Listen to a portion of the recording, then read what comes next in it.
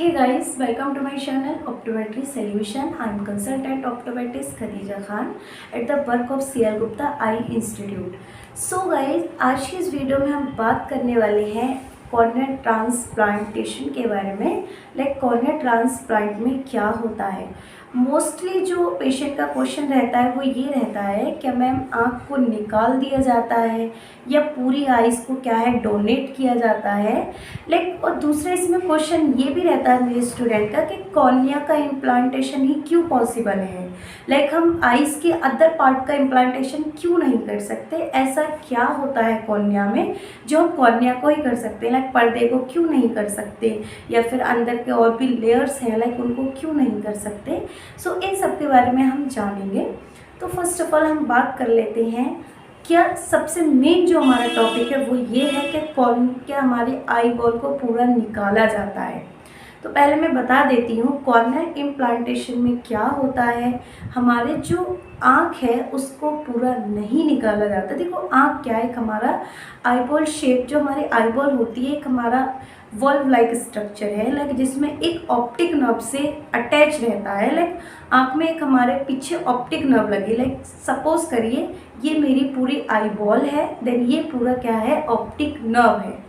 Optic nerve में जो neurons होते हैं अगर हम आइज़ को पूरा निकाल दें काफ़ी सारी कंडीशन हैं जिनमें हम आइज़ को निकाल देते हैं, बट ये पॉसिबल नहीं है कि आइज़ को दोबारा हम उसमें दूसरी आइज़ को फिट कर दें और प्रॉपर पहली आइज़ की तरह वर्क करें। तो इट्स नॉट पॉसिबल, ये पॉसिबल नहीं है।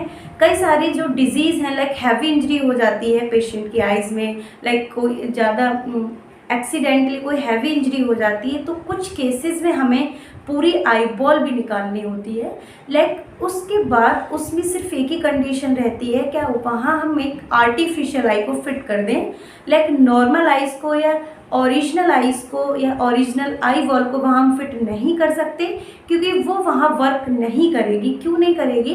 क्योंकि जब हम पूरी आइज़ को निकाल देते हैं तो उसके साथ हमारे ऑप्टिक नर्व को भी निकालते हैं। देखो आइज़ को क्या है ऑपरेशन करने का, आइज़ को निकालने के हमारे 3 मेथड होते हैं, इन्यूक्लेशन, एक्सेंट्रेशन, एविश्रेशन, इन्यूक्लेशन और एक्सेंट्रेशन। एविश्रेशन में अलग मेथड रहता है हमारा, एक्सेंट्रेशन में अलग रहता है एंड इन्यूक्लेशन में अलग रहता है। एक्सेंट्रेशन में हम क्या करते हैं आईबॉल को पूरा ही निकाल देते हैं विथ ऑप्टिक नर्व।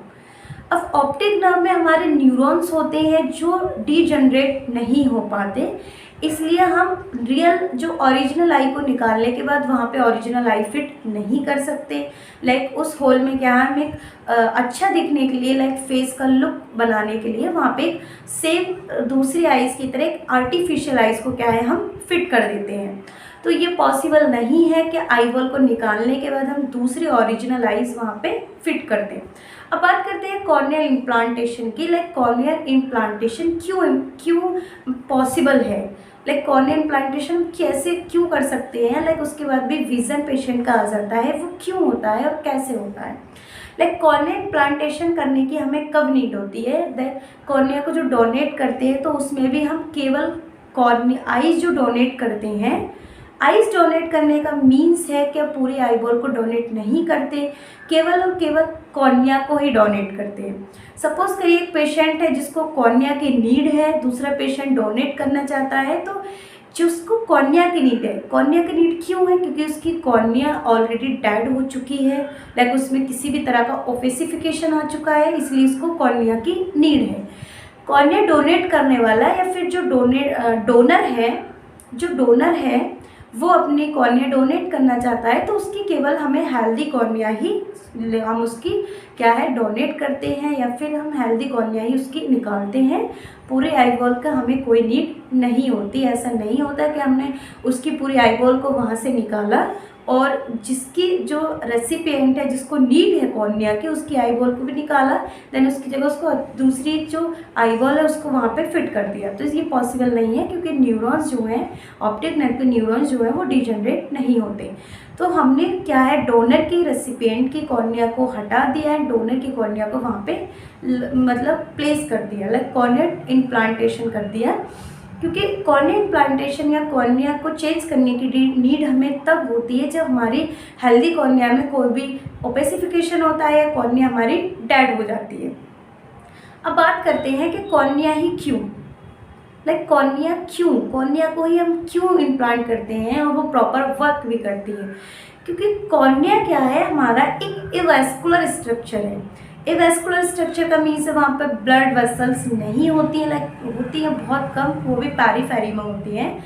तो कॉर्निया हमारा एवास्कुलर स्ट्रक्चर है, तो वो क्या है, जो रेसिपिएंट है उसके सेल्स को क्या है रिकॉग्नाइज नहीं कर पाता या आइडेंटिफाई नहीं कर पाता, क्योंकि वो एवास्कुलर स्ट्रक्चर है। इसलिए उसको लगाने पर वो उसकी सेल्स को एक्सेप्ट कर लेता है, उसको उस सेल्स का आइडेंटिफिकेशन नहीं हो पाता। इस वजह से हमारा कॉर्निया इम्प्लांटेशन क्या है, हमारा कॉर्निया इम्प्लांटेशन पॉसिबल है। काफ़ी रेयर केस में ऐसा होता है कि जो हमारे रेसिपिएंट है जो कॉर्निया है, दूसरी कॉर्निया जब हम इम्प्लांट करते हैं उसको नहीं पहचान पाते। तो ये बहुत रेयर केस में होता है, मीन्स 99% केसेस में उसको रिकॉग्नाइज नहीं कर पाती, जिसकी वजह से उसको वो क्या है एक्सेप्ट कर लेती है या उसको क्या है उसको एक्सेप्ट कर लेती है, उसको जब रिकॉग्नाइज नहीं कर पाती उसकी सेल्स को, और वो प्रॉपर उसके साथ मिलकर वर्क करने लगती है। अब बात करते हैं, यहाँ पे एक क्वेश्चन ये आता है फिर और जो बॉडी के ऑर्गन का जो इम्प्लांटेशन करते हैं वो कैसे पॉसिबल है। आपका हार्ट हो गया, किडनी हो गया, तो ये कैसे पॉसिबल है। तो इनमें क्या होता है, हमें इम्यून सप्रेशन लेना होता है। कॉर्निया को इम्प्लांट करने के बाद हमें कोई भी इम्यून सप्रेशन अलग से नहीं लेना होता है, क्योंकि जैसे कि मैं आपको बता चुकी हूँ, कॉर्निया अदर कॉर्निया के टिश्यूज़ को, सेल्स को रिकॉग्नाइज नहीं कर पाती, वो प्रॉपर पहले की तरह वर्क करने लगती है। और अदर पार्ट्स का इम्प्लांटेशन करते हैं, हार्ट का या किडनी का, तो वो क्या है, उसमें पॉसिबल नहीं है विदाउट इम्यूनो सप्रेशन के। सो गाइज, होप आपका ये क्वेश्चन क्लियर हो गया होगा कि आई बॉल को निकालने के बाद दूसरी आई बॉल का वहाँ पे फिट होना, प्रॉपर वर्क करना, इट इज़ नॉट पॉसिबल। केवल हम कॉर्निया को ही क्या है इम्प्लांट कर सकते हैं अदर कॉर्निया के साथ। सो गाइज, होप ये वीडियो आपको पसंद आई होगी। वीडियो पसंद आई तो प्लीज़ लाइक कीजिएगा, शेयर कीजिएगा, हमारे चैनल को सब्सक्राइब कीजिएगा। Thank you so much for the watching video.